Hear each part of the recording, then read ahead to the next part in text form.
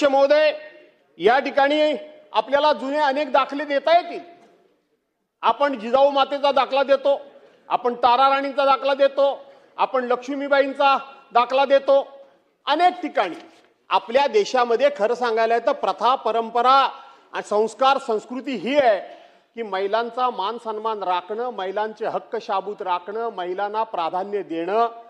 कितीही जरी आमच्या महिला भगिनी माझ्यावर रागवू नका, कितीही जरी महिला भगिनी म्हणाल्या की पुरुष आम्हाला संधी देत नाही, तरी पुरुषच संधी देतात।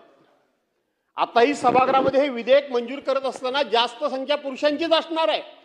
पुरुष त्याला काही विरोध करणार नाहीत, उलट पुरुष त्याच्यामध्ये भरभरून सहकार्य करणार आहेत। परंतु आपला आमच्यावर एक ठप्पा लागलेला आहे की पुरुष आम्हाला त्रास देतात, पुरुष आमचे हक्क डावलून घेतात, पुरुष प्रधान संस्कृती वगैरे। चांगलं आहे, काही वाईट नाही, त्याबद्दल काय माझी तक्रार असायचं काही कारण नाही। पण अध्यक्ष महोदय, हा एकमेव देश आहे जगाच्या पाठीवर की ज्या दिवशी देश स्वतंत्र झाला आणि 1952 साली सार्वत्रिक निवडणुका झाल्या, त्या पहिल्या निवडणुकीपासून पुरुषांबरोबर सगळ्या जाती धर्माच्या मध्ये, आदिवासी असतील, मागासवर्गीय असतील, कोण असतील, कुठल्या धर्मातले, हिंदू असतील, मुसलमान असतील, जैन असतील, शीख असतील, नाहीतर आणखीन बौद्ध असतील, या सगळ्या महिलांना मतदानाचा हक्क देणारा जर देश कोणता असेल तर तो माझा हिंदुस्थान आहे। महिलांचा मान सन्मान राखणारा माझा हिंदुस्थान आहे। अध्यक्ष महोदय, आज स्थानिक स्वराज्य संस्थांमध्ये पहिल्यांदा 33% महिलांना आरक्षण देणारं राज्य जर कोणतं असेल तर ते माझं महाराष्ट्र आहे। त्यानंतर त्या स्थानिक स्वराज्य संस्थेमध्ये 50% आरक्षण देणारं राज्य जर कोणतं असेल तर ते महाराष्ट्र आहे। मला आठवतं दादा, तुम्ही होतात सभागृहामध्ये, त्या दिवशी रात्री 12 वाजता 14 एप्रिलला खालच्या वरच्या सभागृहामध्ये नगरपालिका नगर विकास राज्यमंत्री म्हणून मी आणि खालच्या सभागृहामध्ये ग्रामविकास मंत्री म्हणून जयंतराव पाटील, आम्ही दोघांनी विधेयक मांडलं आणि 50% महिलांना या स्थानिक स्वराज्य संस्थेमध्ये आरक्षण देण्याची तरतूद ही आपणच केली। त्यावेळेला सभागृहामध्ये मला आठवतंय, वरच्या सभागृहामध्ये आमची एकच महिला भगिनी होती, बाकी सगळे पुरुष सदस्य होते, तरी सुद्धा आपण 50%, ते खरं तर 50% नाही, 50% पेक्षा जास्त आरक्षण झालेलं आहे। ज्या ग्रामपंचायतीमध्ये 9 सदस्य असतील त्या ग्रामपंचायतीमध्ये 5 महिला सदस्य, जिथे 7 असतील तिथे 4 सदस्य, आणि पुन्हा एक्स्ट्रा त्या कुठेही उभ्या राहू शकतात, हा वेगळा विषय। त्यामुळे महिलांचा मान सन्मान राखण्याचं काम हे आपण मंडळी सगळी करतो, याबद्दल काही वेगळा मतभेद किंवा वेगळा दुजाभाव करण्याचं काही कारण नाही।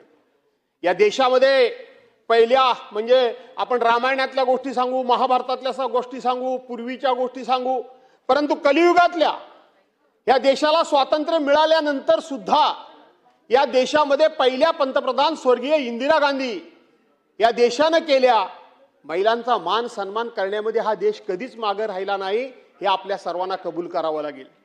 या देशामध्ये लोकसभेच्या पहिल्या अध्यक्षा मीराबाई कुमारी या देशाने केल्या। या देशामध्ये पहिल्या राष्ट्रपती, महिला राष्ट्रपती प्रतिभाताई पाटील या देशाने केल्या।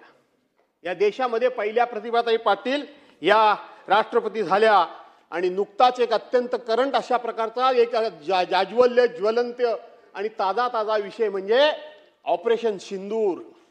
ऑपरेशन सिंदूरच्या घटनेनंतर आज आपल्या देशाच्या वतीनं उभ्या जगाला आम्ही कशा पद्धतीनं ऑपरेशन सिंदूर केलंय, आम्ही काय करतोय हे सांगणारी एक महिला सोफिया कुरेशी होती, हे सुद्धा आपल्याला विसरून चालणार नाही। सोफिया कुरेशी होती। आपल्याला त्याचबरोबर कल्पना चावला, त्यांचं योगदान आपल्याला विसरता येणार नाही। आपल्या देशामध्ये आदरणीय पवार साहेब संरक्षण मंत्री असताना महिलांना संरक्षण दलामध्ये भरती करून घेण्याचं काम आपल्या देशामध्ये झालंय मामा। या देशामध्ये असं कधी होत नाही की महिलांना आपण मागे टाकण्याचा प्रयत्न करण्याच्या ऐवजी महिलांना पुढे नेण्याचं काम आपण सातत्यानं करतो आहोत, आणि ते केलंच पाहिजे, कारण या देशामध्ये 50% पेक्षा जास्त महिला आहेत।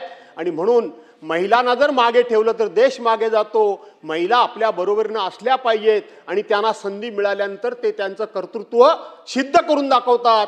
याचे अनेक दाखले आणि अनेक उदाहरणं अध्यक्ष महोदय आपल्या समोर आहेत। त्यामुळं आपण या ठिकाणी त्यांना मागे टाकतोय असं म्हणण्याचं काही